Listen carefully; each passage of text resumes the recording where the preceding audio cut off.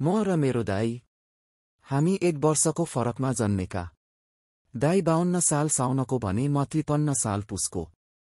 हामी बीच खासै वर्षको अन्तर नभएर हायला हामी दाजुभाइ कम साथी धेरै थियौं। सँगै हुर्कियौं सँगै बढ्यौं तर पढाइ भने ढिलो चाँडो भयो। दाईलाई स्कुल हालेको 2 वर्षपछि मलाई स्कुल भर्ना गरियो। थाहा छैन किन र त्यही माथि 1 वर्ष त म फेल पनि भए। त्यही भएर हाम्रो पढाइ भने सँगै हुन सकेन तर पनि हामी धेरै नै मिल्ने। मलाई दाईको बारे सबै थाहा हुने अनि दाईलाई मेरो बारे। दाईले नै मलाई चुरोट खान सिकायो अनि केटी हान्न पनि।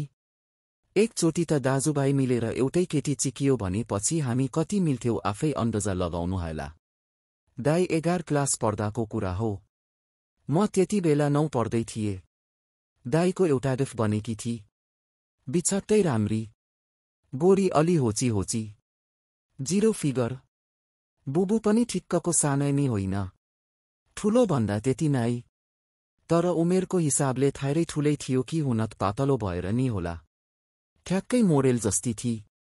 मेरो पनि आँखा पनि गएको थियो त्यसमा तर दाईको गफ तर बिस्तारै साथीभाइ मार्फत केटी अलि ठिक छैन भन्ने सुने र मैले पनि बुझ्न खोज्दा त्यस्तै पाए र यो बारे दाईसँग पनि कुरा गरे तर दाईले उल्टै मलाई हप्काउँदै दुनियाँले जे पनि भन्छ नि त्यसको लगाई खुवाई हेरेर त्यो नराम्रो भन्न मिल्छ। हुँ त्यो अलि मोरर्न सोच कि छ। म मान्छु तर उसको मन सफा छ। ऊ सफा छे। यसमा म पुरा विश्वास राख्छु। अनि के हो के?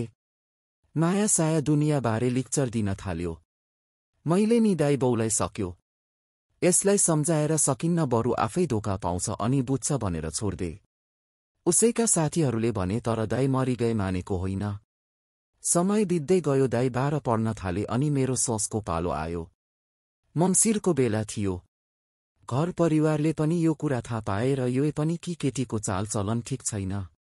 बुवा आमाले दाईसँग कुरा गर्नुभयो तर दाई मरे माने पो। केही सिप नलागेर घर परिवार दाईको कलेज जान शुद्ध बन्द गर्दे। हुनत यसमा चरित्रको मात्र कुरा थिएन। धर्मको पनि थियो। केटी मुस्लिम थी भने हामी हिन्दू। हाम्रै परिवारले मान्ने कुरा भएन झन् उसको परिवारले ज्यान जाला के मान्नु। मङ्सिरको अन्तिमतिर केटीको बर्थडे रहेछ। सायद 23-24 तिर हुनुपर्छ। दाईसँग न मोबाइल थियो न बाहिर जाने अनुमति।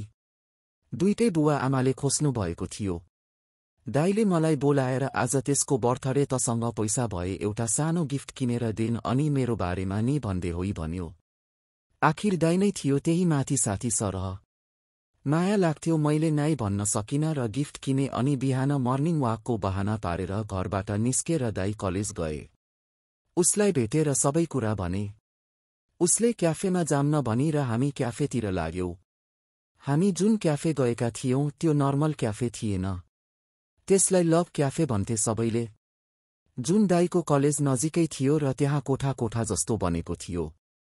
बिहानको टाइम खासै ग्राहक थिएन त्यही पनि अलि कुनाको कोठातिर गएर बस्यौं। बस्नलाई एउटा टेबुल अनि एउटा सोफा थियो। मतलब त्यहाँ 2 साइडमा बस्न मिल्थेन। म उसैको छेउमा बसे।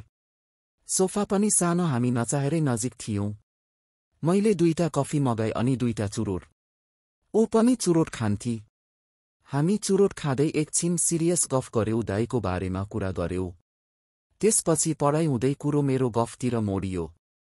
साँच्ची एउटा कुरा जब मैले उसलाई कलेजमा भेटे ओहो कम सेक्सी देखेकी थिइन् मोरी।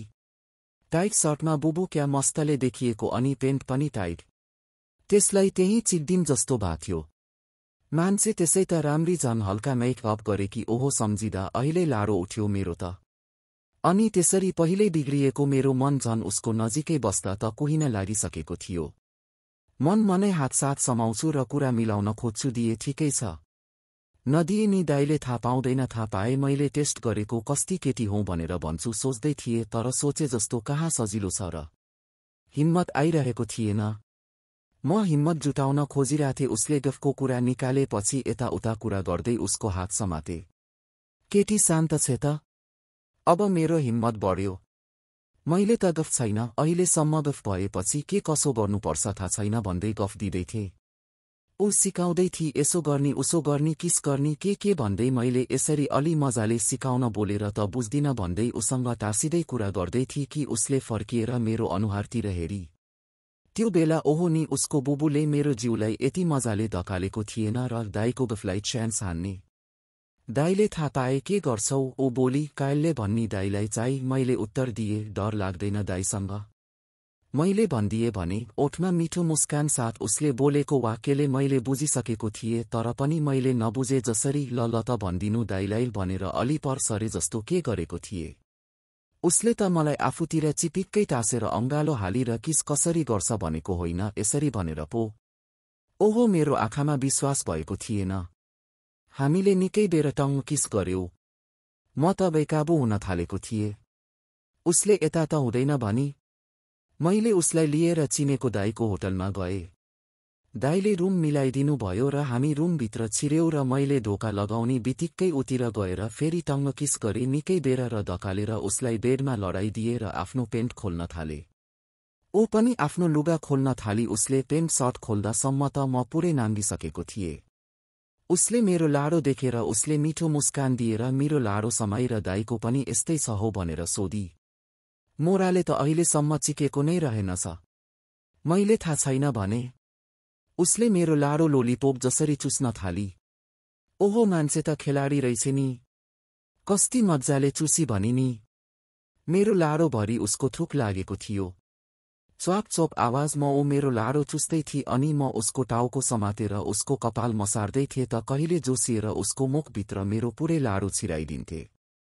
त्यो असीमित आनन्दमा हराउँदाको त्यो पल। केही समय पश्चात मैले आफूलाई सम्हाल्दै उसको मुखबाट मेरो लाडो निकालेर अनि उसलाई खाटमा पल्टाए र उसको पातलो ती गोरा दुई खुट्टा उचालेर उसको फक्रिएको तातो पुतीभित्र मेरो लाडो घुसारे। उम्मम एउटा लामो सुस्केर हामी दुवैले लिएका थियौं।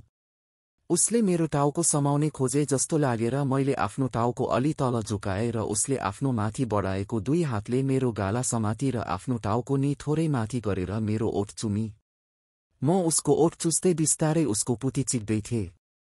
हामी भित्रको यौनले बिस्तारै उछाल मार्दै थियो। मुटुको धड्कन बिस्तारै बढ्दै थियो। उसले मेरो ओठ चुस्दा चुस्दै ओर हुन थाली। अब त उसले यसरी चुस्न थाली कि उसले मेरो ओठ चुस्नी होइन त्यसलाई चपौला झै गर्दै थिई। म पनि चिकाइ यति डुबिसकेको थिएँ कि मलाई पनि अब वरिपरिको केही मतलब थिएन। मैले अझ बेसरी उसलाई चिक्न थाले। प्याट प्याट प्याट गर्दै उसको पुती बज्दै थियो। उसले मेरो ओठ छोडी र युएमएमएमएमएमएमएसएम उसको मुखबाट आवाज निक्लन थाल्यो। यसले झन् मलाई कामुक बनायो र झन् मैले आफ्नो रफ्तार बढाए। उसले मेरो आँखामा आँखा मिलाउँदै मलाई हेर्दै मेरो गाला मसार्न थाली घरिघरि आफ्नो ओठ टोक्दै। ऊ कराउँदै थिई घरि ऊ आफ्नो हातले बिस्तारा चिथोर्न थाल्थी। मैले मेरो लाडो उसको पुतीबाट निकालेर अनि ऊ माथि सुतेर उसको घाँटी चुस्न थाली। ऊ झनै बहुलाएर मेरो ढाडलाई मसार्न थाली अनि उसको पुतीलाई मेरो शरीरसँग तसाउँदै घिसार्न थाली। ऊ छटपटिँदै थिई पानी बिनाको माछा जसरी र मलाई उतर्पेको देखेर अझ मजा आउँदै थियो।